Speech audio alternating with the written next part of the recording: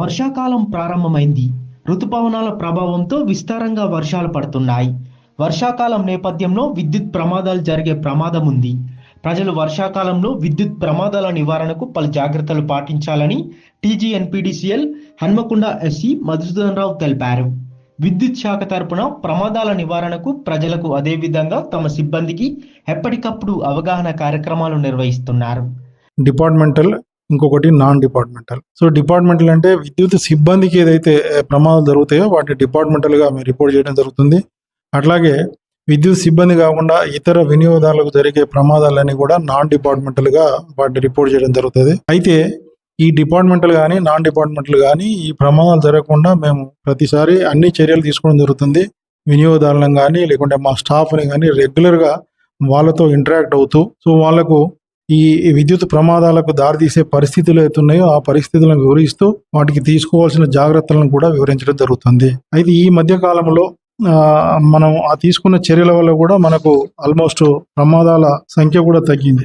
గతంలో మనకు పోయిన సంవత్సరం అవుతుందో పోయిన సంవత్సరం టోటల్గా 48 ప్రమాదాలు జరుగుతాయి. ఆ 48 ప్రమాదాల్లో కూడా మనుషులకు జరిగినటువంటి ప్రమాదాలు 19 ఫ్యాటల్, నాన్ ఫ్యాటల్ ఉంటుంది. అంటే చనిపోకుండా గాయాలు ఇట్లా అయినప్పుడు దాన్ని నాన్ ఫ్యాటల్గా అభివర్ణిస్తాము.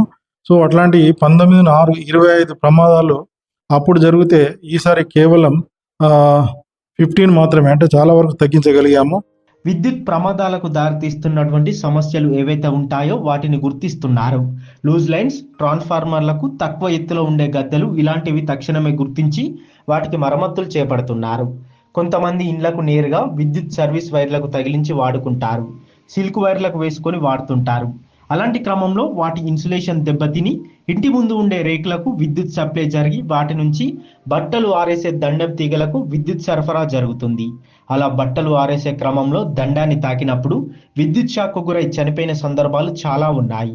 ఈ ఎవ్రీ ఇయర్ విద్యుత్ భద్రతా వారోత్సవాలను జరుపుకోవడం జరుగుతుంది. సో ఆ భద్రతా వారోత్సవాల్లో ప్రజలకు కానీ లేకుంటే మా సిబ్బంది కానీ అవగాహన కల్పిస్తున్నాము.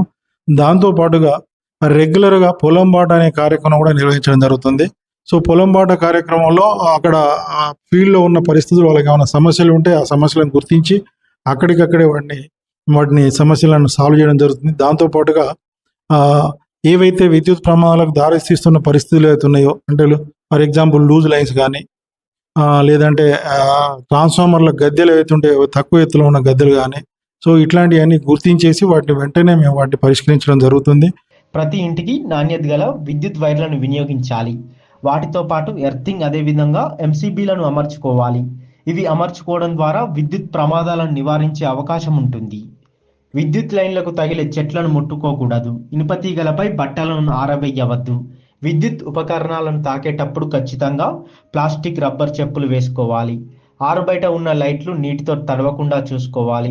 విద్యుత్ లైన్లపై చెట్ల కొమ్మలు పడి ఉంటే వెంటనే స్థానిక విద్యుత్ సిబ్బందికి సమాచారం అందించాలి. ప్రజలు ఈ జాగ్రత్తలు పాటించడం ద్వారా విద్యుత్ ప్రమాదాల బారిన పడకుండా ఉండవచ్చన్నారు.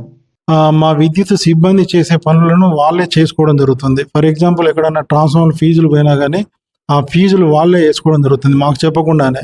సో ఆ క్రమంలో వాళ్ళకు దాని పట్ల అవగాహన లేక అట్లా కూడా ప్రమాదాలు జరుగుతున్న సందర్భాలని వాళ్ళకు సర్వీసులు లేకుండా డైరెక్ట్గా వాడుకోవడం జరుగుతుంది. సో డైరెక్ట్గా ఎప్పుడైతే వాడుతున్నారో వాళ్ళు సబ్స్టాండర్డ్ వైర్లు వేసుకొని వాడడం జరుగుతుంది. ఫర్ ఎగ్జాంపుల్ సిల్క్ వైర్లు వేసుకొని వాళ్ళు ఇళ్లలో కరెంట్ వాడుకోవడం జరుగుతుంది. సో దానివల్ల ఏమవుతుందంటే ఆ సిల్క్ వైర్ల యొక్క ఇన్సులేషన్ పోయి వాళ్ళ ఇంటి ముందు ఏదైతే ఉన్న ఆ రేకులకు సప్లై రావడం, సో రేకుల ద్వారా దండాలకు రావడం, సో దాని ద్వారా చనిపోతున్న సందర్భాలు కూడా చాలా ఉన్నాయి.